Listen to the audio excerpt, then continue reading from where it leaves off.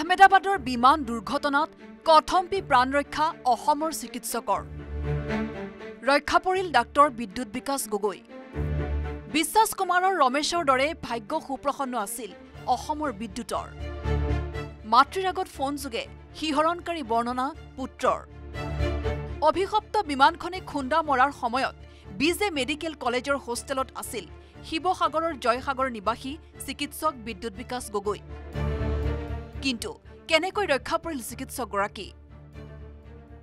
বিমান দুৰ্ঘটনাটোৰ স্বচক্ষুৱে দেখিছিলে অসমৰ এগৰাকী সুচিকিৎসকে তেওঁ হ'ল ডাক্তৰ বিদ্যুৎ বিকাশ গগৈ আৰু এই ডাক্তৰ বিদ্যুৎ বিকাশ গগৈ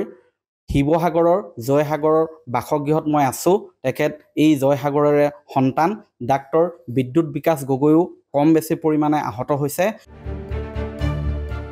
বিদ্যুৎ বিকাশ গগৈ বিজে চিকিৎসা মহাবিদ্যালয়ৰ ডাক্তৰসমূহৰ হোষ্টেলত থাকুতেই বিমানখনে খুন্দা মাৰিছিল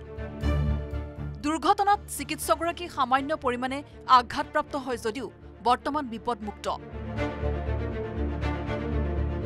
হি হোষ্টেলতে আছিলে হোষ্টেলত তো বিজে কলেজৰ হোষ্টেল তাৰপাছত এই হোষ্টেলত জিৰাই থাকোঁতে মানে এটা প্ৰচণ্ড শব্দ শুনিলে প্ৰচণ্ড শব্দ শুনি সি খৰধৰকৈ ওলাই আহিলে অকণমান ভৰিতে মানে বেছি দুখ পোৱা নাই আৰু তাৰ পৰা ওলাই আহি দেখিছে যে চাৰিওফালে ধোঁৱা ইহঁতৰ ওচৰৰে মানে MBBS ছাত্ৰৰ হোষ্টেলটোত মানে সোমাই গ'ল মানে প্লেনখন সোমাই তাত খাই আছিলে বুলি কৈছে ল'ৰাই খাই আছিলে দুপৰীয়াৰ আহাৰ খাই আছিলে সি বিপদমুক্ত আৰু সি দৌৰি ওলাই আহিলে আৰু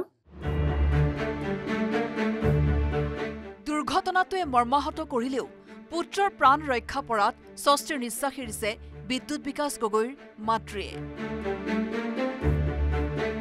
শিৱসাগৰৰ পৰা প্ৰদীপ গগৈৰ report news 18 Assam north east